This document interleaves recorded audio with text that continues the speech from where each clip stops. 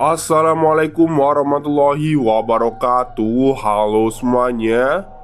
Jumpa lagi dengan saya Chow Sing Sing, kurator dari podcast Horror Night Story.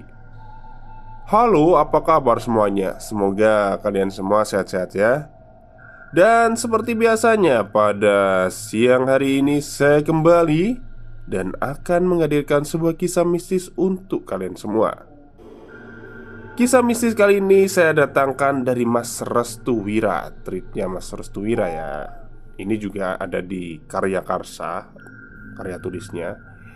Jadi pada siang hari ini saya akan menceritakan tentang kisah kelam tanah santet yang ditulis oleh Mas Restu. Oke, daripada kita berlama-lama, mari kita simak ceritanya. Bismillahirrahmanirrahim. Ini akan menjadi sebuah treat yang lumayan panjang. Sebenarnya ini adalah kisah yang mengerikan terkait sebuah tempat yang disebut dengan Lambehan Gunung. Saat itu saya berdiskusi dengan salah seorang teman saya terkait kisah ini. Ya, lumayan menyeramkan juga. Hampir mirip dengan tumpes kelor. Tapi ini berbeda lagi jenisnya, di mana mereka yang terkait dalam santet ini akan mendapatkan sesuatu yang tidak pernah diduga sebelumnya.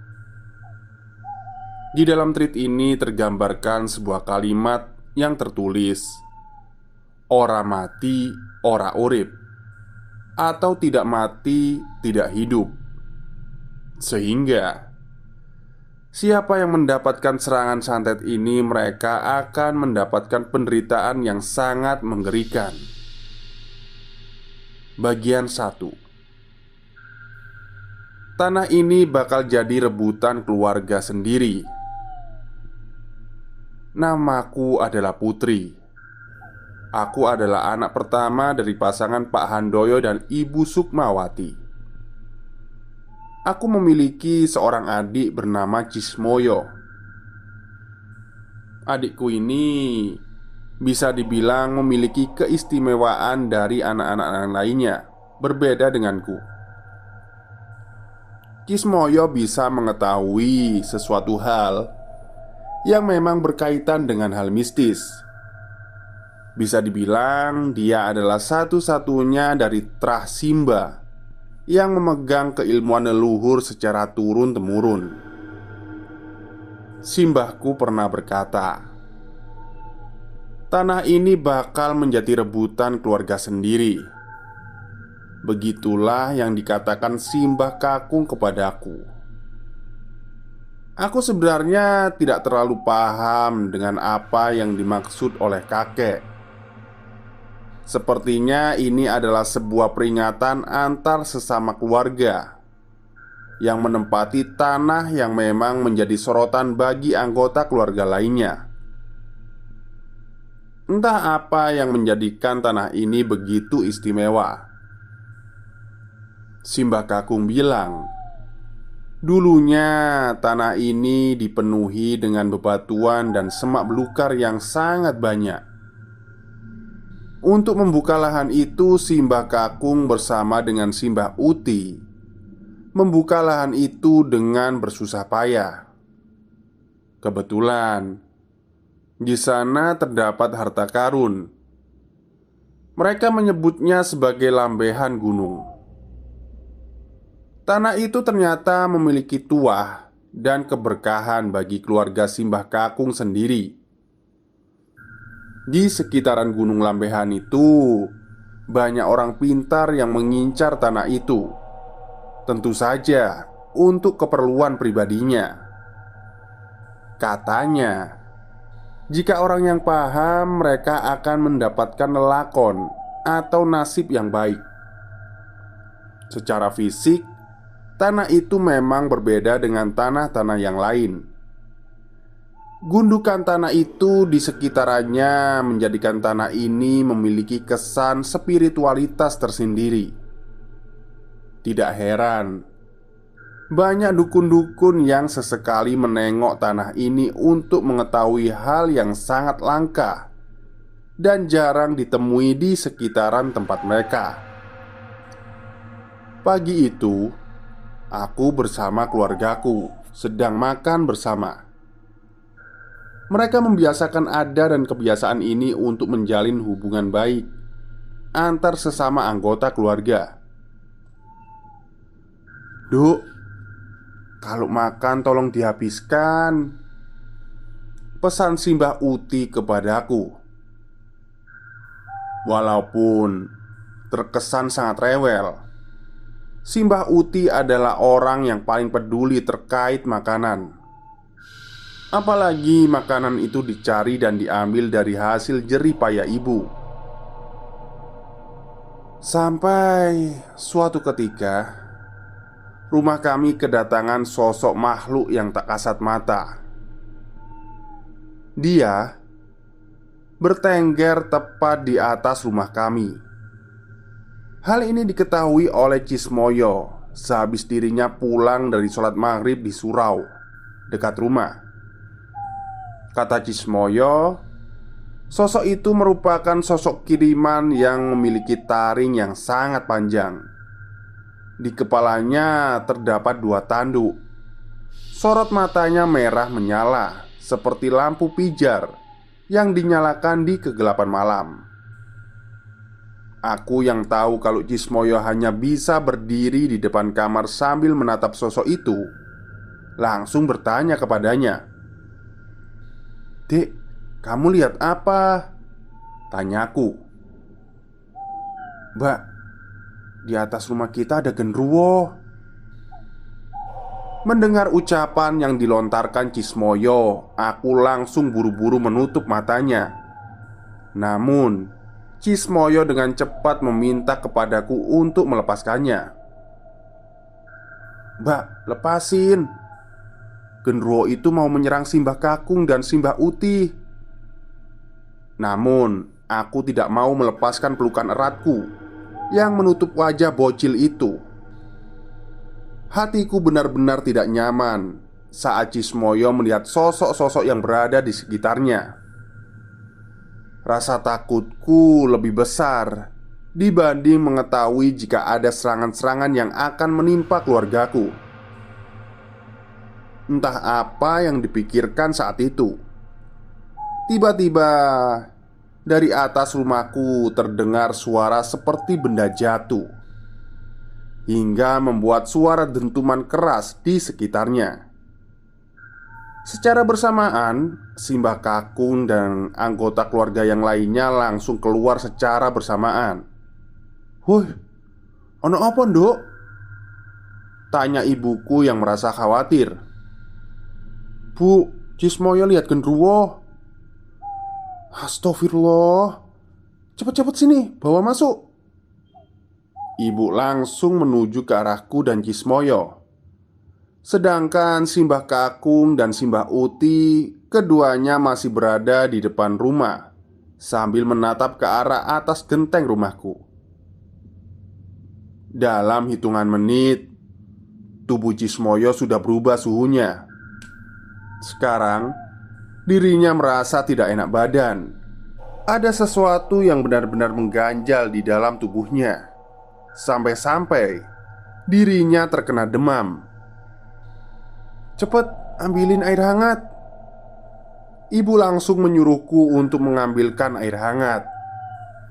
Pikirku, ibu ingin mengompres dahi Cismoyo dengan menggunakan kain mori. Namun, begitu air hangat aku berikan kepada ibu, beliau hanya membasuh bagian perut saja dan mengangkat sesuatu yang berasal dari dalam perut Cismoyo. "Bu, Cismoyo kenapa?" tanyaku kepada ibu. "Adikmu kena santet," jawab ibu. Mendengar pernyataan ibu, aku langsung melihat wajah Cismoyo kecil yang memucat. Bibirnya bergetar seperti dalam keadaan menggigil. Tanganku refleks memegang tangan Cismoyo. Batinku terasa sesak di saat adikku satu-satunya ini mendapatkan serangan kejam seperti ini. Mungkin ini adalah serangan yang menyangkut kepada lambehan gunung yang dikatakan Simbah Kakung. Sementara itu, dari luaran rumah, Simbah Kakung sudah berteriak-teriak seperti orang marah. Aku minta izin kepada ibu untuk keluar sejenak. Namun, ibu menyuruhku untuk menutupi bagian kepalaku dengan kain mori. Aku berpikir sejenak, apa fungsinya kain mori ini di kepalaku? Bukannya aku menggunakan hijab dan sudah menutup kepalaku. Namun, ibu tetap memaksaku. Katanya buat berjaga-jaga agar ketika ada gesekan energi antara Genruwo dan Simbah Kakung berlangsung, tubuhku tidak tertimpa reruntuhan energi yang berjatuhan dari atap rumah. Ya, akhirnya aku mengikuti perintah ibu. Dengan hati penasaran, aku langsung keluar rumah dan menghampiri Simbah Kakung dan juga Simbah Uti. Simbah Uti yang merasa khawatir dengan keadaan Cismoyo langsung menanyakan keadaannya. "Cismoyo aman, Duk? Itu mbah lagi dibersihin sama ibu. Ikat kain morinya sampai ke belakang, takut kejatuhan." Simbah Uti membereskan pemakaian kain mori di kepalaku. Aku sempat bertanya juga kepada Simbah, mengapa dirinya tidak mengenakan kain mori yang sama. Apakah karena Simbah Uti sudah terlindungi? Simbah nggak pakai kain mori juga. Simbah tidak berkata apa-apa. Dia hanya tersenyum sambil memegangi kepalaku. Mungkin Simbah sudah berpengalaman, karena saat harta warisan berupa lambehan gunung yang akan direbut oleh puluhan dukun tanah santet, Simbah Kakung dan Simbah Uti masih bertahan sampai mampu bisa melindungiku dan juga keluarga kecilku. Simbah Kakung masih menarik energi yang berada di atap rumah. Nampaknya Genruwo itu tidak mau pergi dari sana. Secara kekuatan energi, Simbah seharusnya bisa cepat untuk membereskannya. Namun, karena faktor umur, terkadang semuanya harus dibayar dengan keadaan fisik Simbah. "Masih kuat?" tanya Simbah Uti. "Diem, daripada tubuhmu kena." Aku hanya bisa terdiam. Aku sendiri tidak bisa melihat sosok Genruwo itu. Namun, dari bentrokan energi keduanya, aku merasa ada yang berbeda. Malam itu seperti suasana siang. Tidak ada angin sama sekali, dan hawanya juga agak panas. Aku tahu, mungkin ini efek dari bentrokan energi keduanya yang menjadikan perubahan suhu di sekitarnya. Setelah setengah jam kemudian, tiba-tiba 5 buah genteng berjatuhan dari atap rumah. Simbah Uti langsung menarikku untuk mundur beberapa langkah. "Kenapa, Mbah? Awas, Genruwonya jatuh." Aku nggak paham maksudnya. Apakah karena Genruwo itu kalah dari energi yang dibentrokkan bersama dengan Simbah Kakung, sampai-sampai dirinya terjatuh tersungkur di tanah, membuat pertanda runtuhnya 5 genteng dari atap rumah. Tapi aku mendengar dengan jelas suara eraman seperti hewan buas yang berada tepat di depan rumah. Tiba-tiba, ibu mengintip lewat jendela. Simbah Uti langsung memperagakan kedua tangannya, pertanda untuk segera menutup pintu rumah. Ibu hanya mengangguk paham Ia pun langsung menutup pintu secara perlahan dengan posisi duduk. Mula-mula menutup bagian kiri pintu, lalu dengan cepat tubuhnya langsung berpindah ke arah kanan dan menutupnya dengan rapat. Simbah Kakung sudah mulai terasa tidak beres dengan tubuhnya. Dari dahi juga lehernya keringat bercucuran sangat banyak. Simbah Uti tahu tubuh Simbah Kakung sudah tidak mampu untuk menopang besarnya energi yang dikeluarkan oleh sosok genderuwo itu.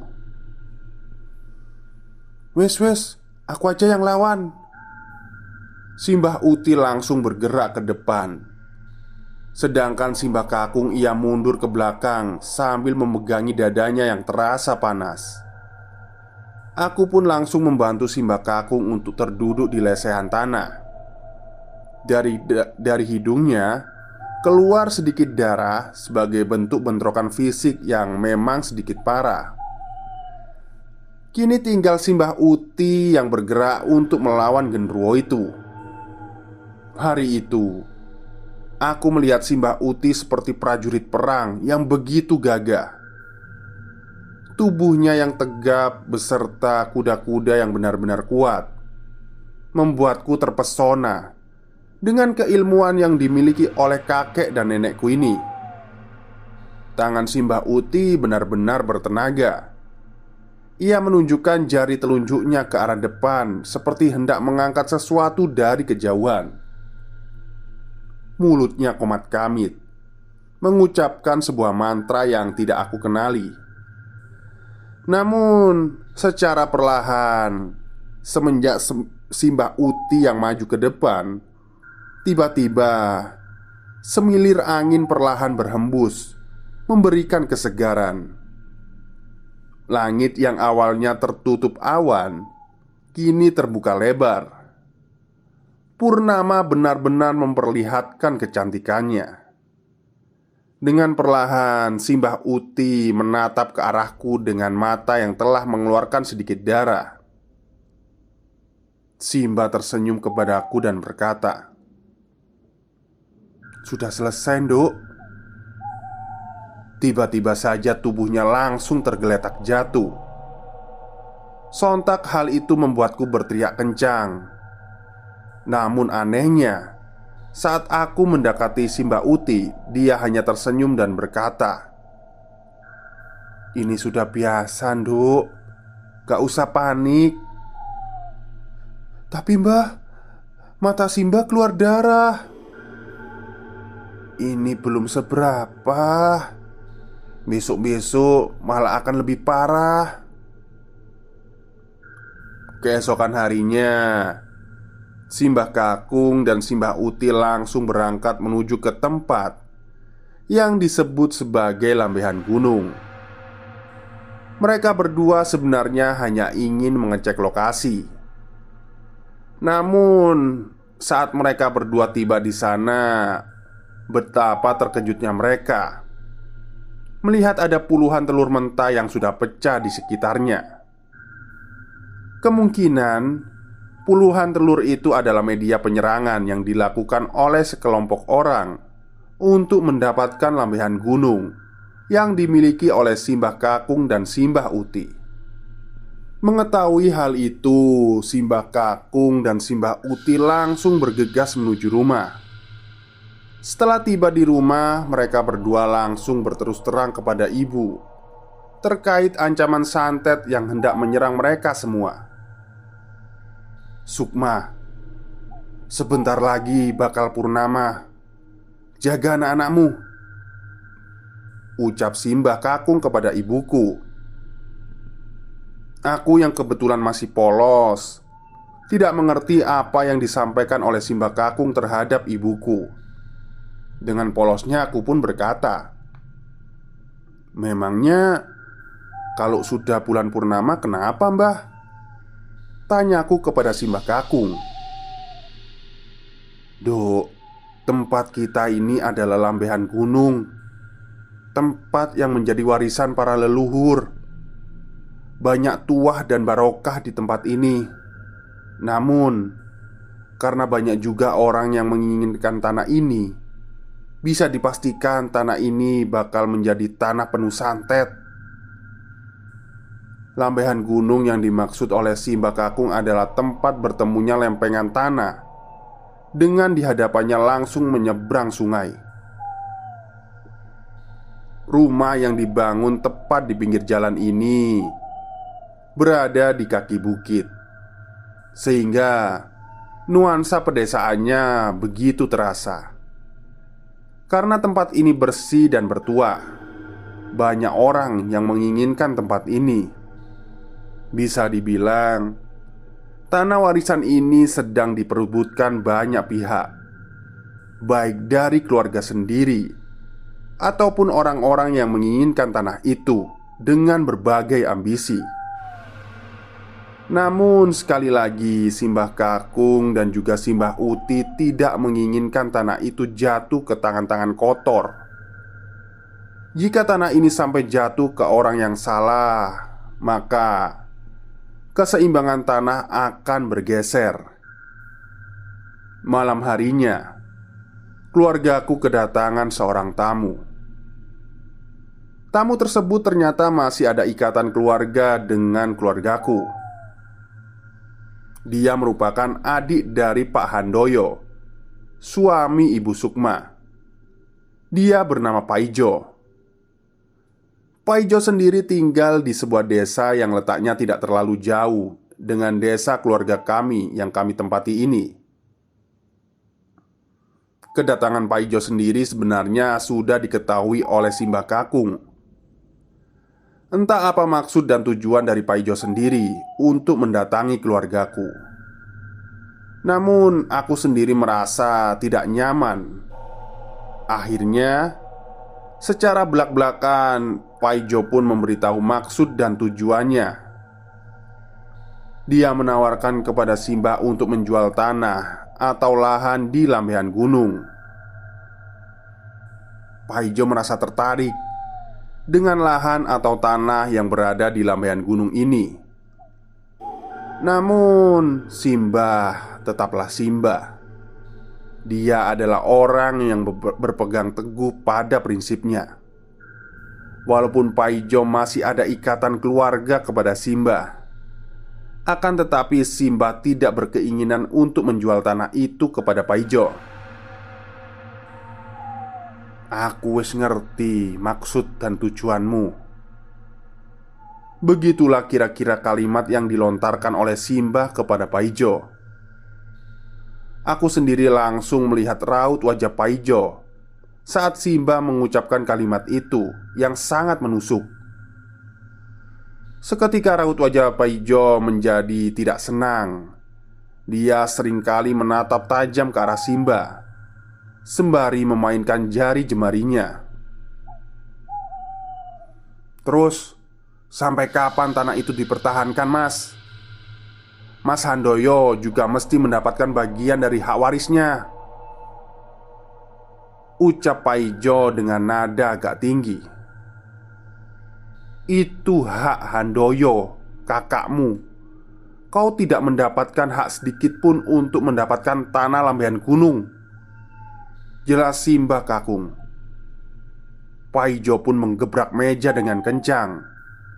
Sampai-sampai aku dan Cismoyo langsung berlindung kepada ibu karena ketakutan. "Bah, tanah itu incaran. Tanah yang ingin dimiliki oleh para dukun di tempat ini. Jika Simbah tidak mewariskannya kepada keluarga, tanah itu akan direbut oleh para dukun," jelas Paijo. "Tanah itu bakal aku turunkan kepada cucuku." Paijo langsung menatapku dan juga Cismoyo.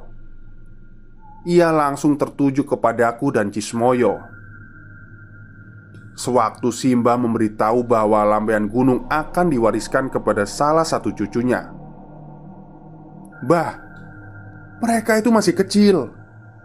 Mereka tidak pantas untuk mendapatkan hak warisan tanah itu." Paijo terus-menerus menekan Simbah agar dirinya mau menurunkan hak waris itu kepadanya. Akan tetapi, sekali lagi. Pertama kalinya dalam hidupku mendengar sebuah kalimat yang mampu membuat mental seseorang jatuh. Simbah yang dikenal dengan kemampuan sabdo dadinya mengatakan hal yang sejujurnya kepada Paijo. "Aku tahu kamu adalah bagian dari dukun itu.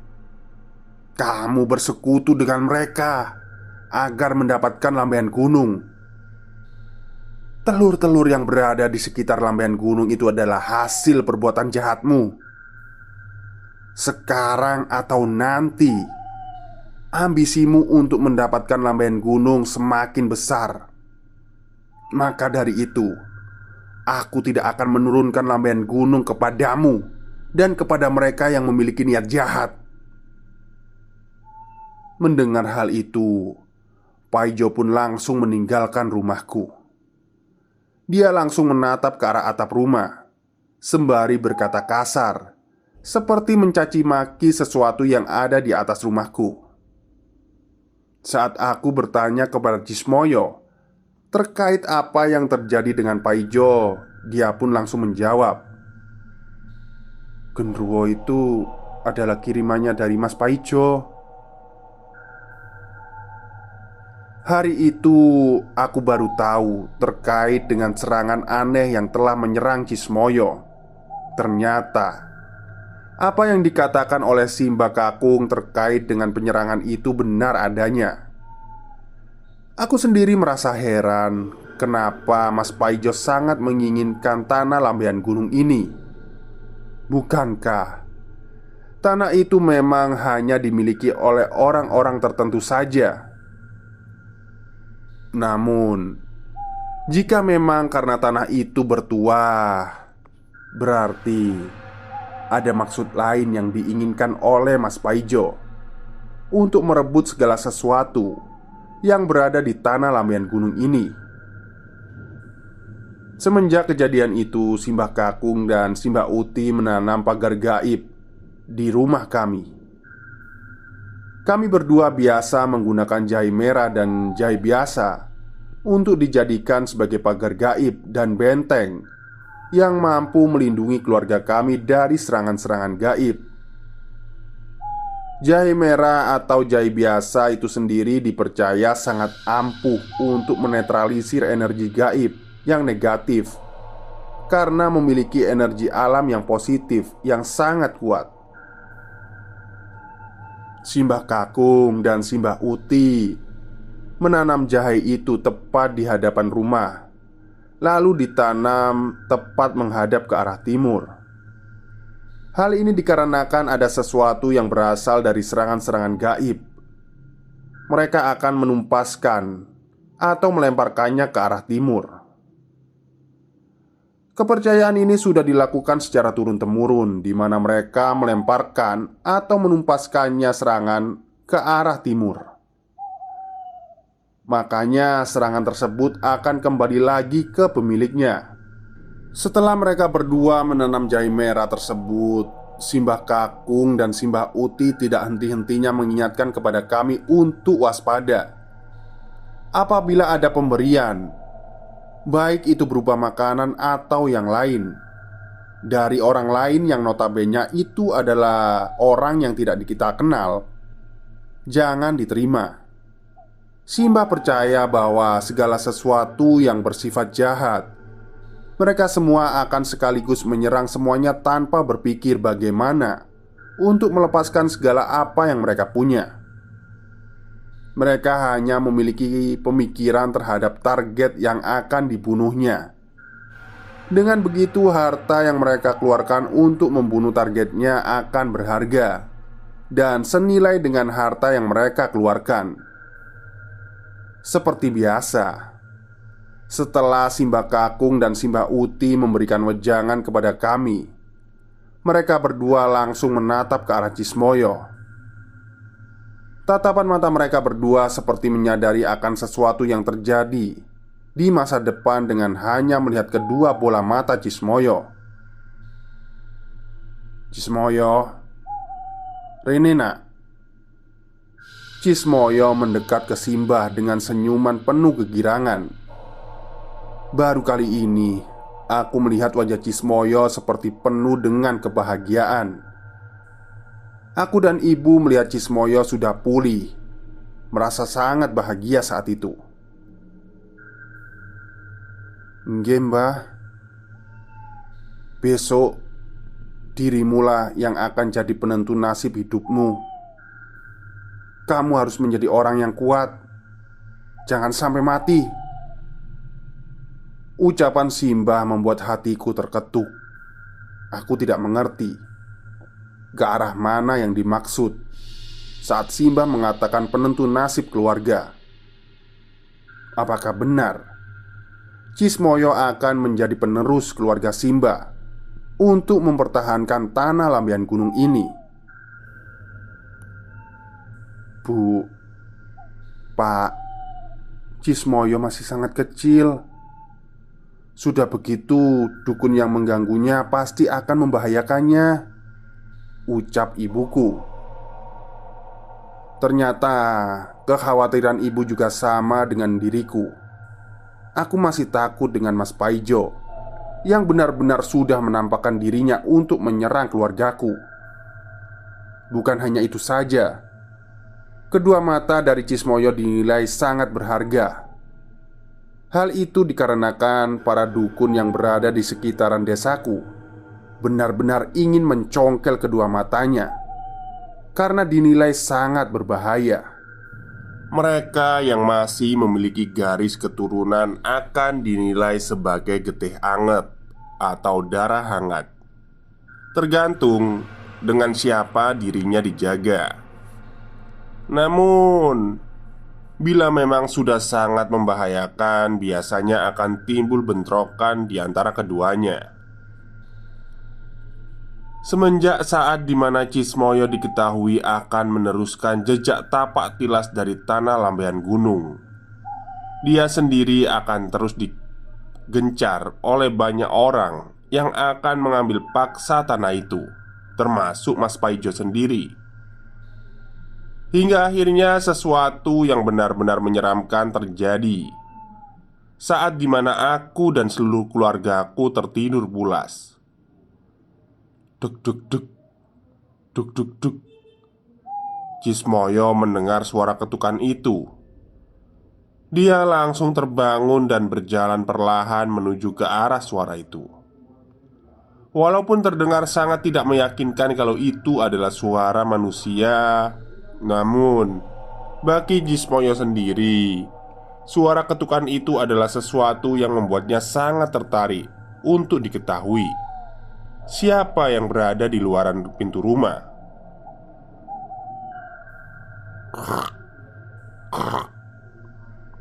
Suara seperti seretan kaki terdengar jelas.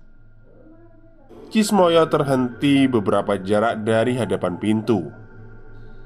Keringatnya mulai berjatuhan.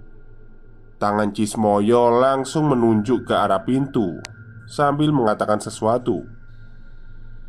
"Kamu siapa?" Tiba-tiba pintu terbuka dengan lebar. Cahaya rembulan memasuki dalam rumah dengan terang. Terlihat seorang nenek bungkuk beserta dengan cucunya yang masih berusia 5 tahun sedang berdiri di sana sambil memegang mangkuk berisi sesuatu. "Ambil salah satunya." Cismoyo awalnya menolak. Ia tidak mau menerima sesuatu apapun yang bukan berasal dari orang yang ia kenal. Cismoyo yang tahu kalau di hadapannya bukanlah manusia, matanya langsung sedikit memburam. Kedua tangannya langsung memegang masing-masing matanya karena ada rasa sakit yang tidak bisa ditahan lagi. "Keluar! Jangan masuk! Jangan masuk ke rumahku!" teriak Cismoyo sembari menangis dan menahan rasa sakit di kedua belah matanya. Sosok nenek tua dan anak kecil itu melangkah menuju ke arah Cismoyo. Namun, ada yang berbeda dengan suara langkah kakinya kali ini. Suara langkah kaki mereka berdua seperti ketukan suara langkah kaki kuda. Duk, duk, duk. Perlahan, Cismoyo ingin melihat bentukan kaki dari keduanya yang mampu membuat suara ketukan aneh mirip seperti kuda itu. Dan setelah Cismoyo membuka kedua matanya, Cismoyo melihat dengan jelas bentukan kaki keduanya yang benar-benar mirip seperti kaki kuda. Mata sebelah kanannya berwarna hitam, dengan kepala yang tiap detik menggeleng-gelengkan ke arah kanan dan ke kiri. "Simba!" Teriakan Cismoyo pun membuat seluruh keluarga terbangun dari tidur. "Bu, bangun bu, itu suara adik," teriakku. Aku dan ibu langsung bergegas mencari ibu Cismoyo. Maksudnya mencari Cismoyo ya. Rupanya Cismoyo sudah berada di ruangan depan. Bersama dengan itu, Simba Kakung dan Simba Uti sudah terbangun. Baik, itulah bagian pertama dari eh, Tanah Lambehan Gunung yang ditulis oleh Mas Restu Wira. Jadi di cerita kisah kelam Tanah Santet ini akan terbagi menjadi 4 bagian ya. Karena panjang sekali. Ini aja sebenarnya ada 8 bagian, tapi kan saya ingin mempercepat atau nanti bukan meringkas ya, tetap dipercepat nanti jadi 4 bagian. Oke, mungkin itu saja cerita untuk siang hari ini. Semoga kalian semua suka. Selamat malam dan selamat beristirahat.